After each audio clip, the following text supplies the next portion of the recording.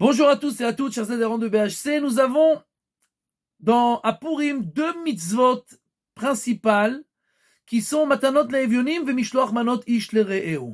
Alors, comme son nom l'indique en hébreu, Matanot laEvionim, c'est donner un cadeau à deux pauvres. Evionim, c'est deux, c'est pluriel. Et donc, il faut donner à chaque pauvre le prix d'un repas, c'est à peu près, disons, 10 euros. D'accord? Mais ça, c'est le minimum. Mais comme on va dans une seconde. Maintenant, Mishloach Manot Ish leRe'ehu, c'est d'envoyer un cadeau, un à un ami. Pour les pauvres, c'est deux pauvres. Pour les Mishloach Manot, ça suffit d'envoyer à un ami. Il faut envoyer un gâteau et un jus ou des trucs de ce genre-là. Deux sortes de brachot sur lesquels on peut de manger, qui ont trait aux aliments. Et le Shulchan Aruch, c'est pas pour rien qu'il a marqué les halachot de Matanot laEvionim avant les halachot de Mishloach Manot, pour nous enseigner que, bien que la majorité des gens, ils vont faire à des prix extravagants des Mishloach Manot pour envoyer à leurs amis, etc., quand on va arriver au Matanot laEvionim pour donner aux pauvres, ils vont dire, c'est quoi le minimum? T'as dit quoi? 10 euros par personne? Ça fait 20 euros. C'est bon, je me suis rendu quitte.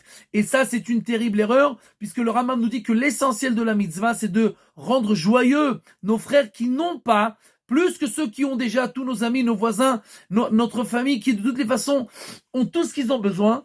Et donc, il faut faire la mitzvah, il faut se rapprocher de nos amis, etc. Mais l'essentiel, c'est d'investir le maximum que l'on peut pour rendre les nécessiteux heureux le jour de Purim. Qui c'est qui est appelé nécessiteux? Alors, tout celui qui n'a pas d'entrée fixe qui lui permette de terminer le mois. C'est-à-dire que chaque mois, ce qu'il a, ça ne le suffit pas pour, on parle pas des choses extravagantes, des choses qui sont en superflu, etc., pour faire les choses minimum, pour payer son loyer, pour payer le manger, etc., ça ne lui suffit pas. Bien entendu, quelqu'un qui a eu des dépenses très grandes qui ne sont pas habituelles. Par exemple, il a dû marier des enfants les uns après les autres, il n'avait pas suffisamment de revenus, il a dû, chas v'shalom, faire une opération grave qui coûtait très cher, etc. Toutes ces choses-là font que quelqu'un qui n'a pas suffisamment d'argent pour faire face à cela, il est appelé ani.